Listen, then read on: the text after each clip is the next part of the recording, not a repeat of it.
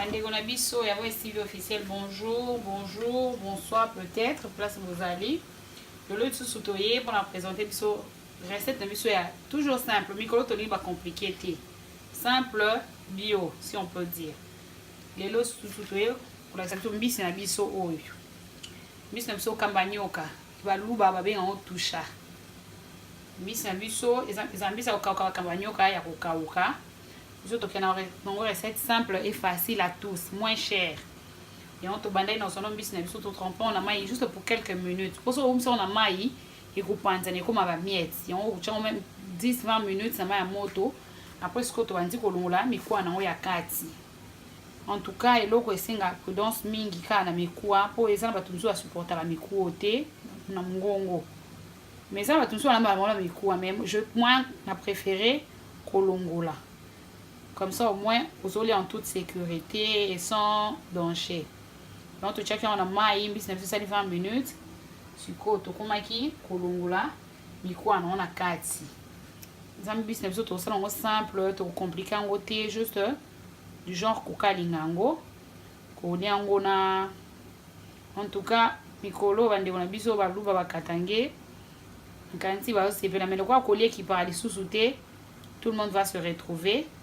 Kolon la mikwa nyonso to kalingango pona kalingango to za besoin de biloko ebele te kande bozo mona wa to za besoin juste ya matungulu, un peu de cube magie.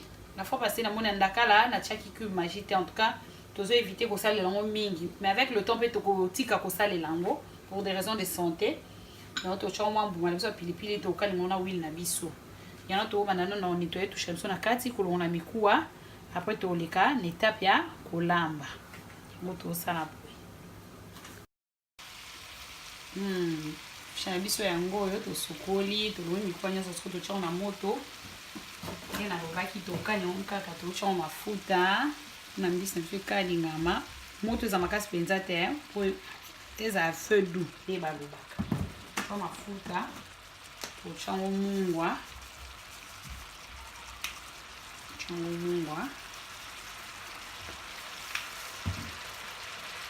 on va prendre matungulu comme ça et les autres na wana na matungulu en même temps ça va tourner sur ce côté je fais bon je choma initie je me pour permettre moi kutokana na mungu kota na kati ya mbisi. Donc le balo ya toucher na biso mafuta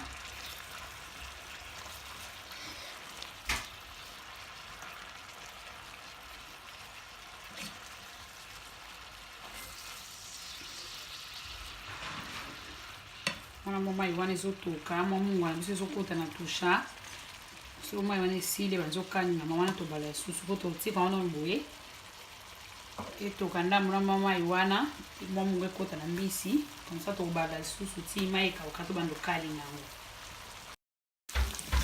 mai na biso ngo esili to shamso yanzo kali ngama moni moto ya mtu e kali ngama malembe to chapilipili na biso so pilipili na biso ko chama solo chala cube magie na biso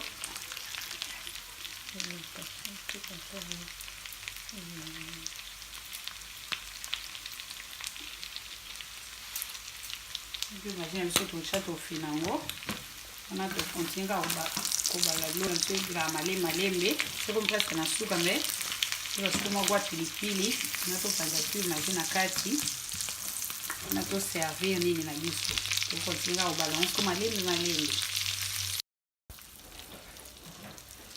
touche yango omoni kalingami mpenza bien ekanga mpe okauka te mpo eza jamisa okauka tolembisi yango na ovile na biso mpe tofinaka mokie touche biso mpena libeli moni momo tozalika mokie totia na sani toservir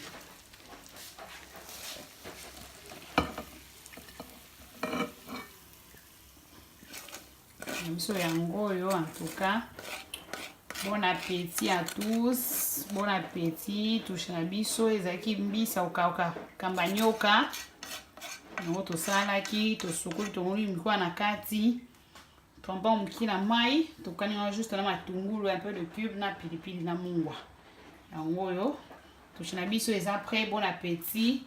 On a tokute na prochaine occasion pour la recette sika. Bye. Bye bye.